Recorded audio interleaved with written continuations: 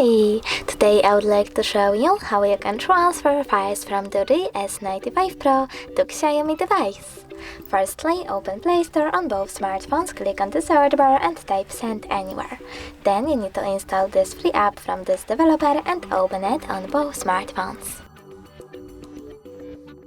Now choose I accept, confirm, continue and allow. Then you need to do the same on DOOGEE.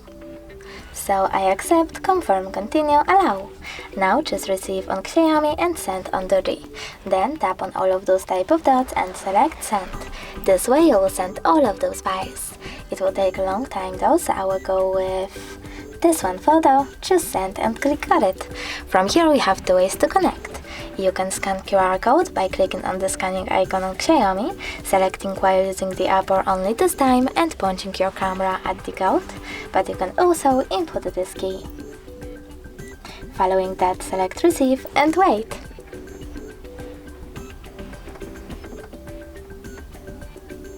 As you can see, my photo was successfully transferred. Thanks so much for watching. If you enjoyed this video, don't forget to leave a like, comment and subscribe. Bye!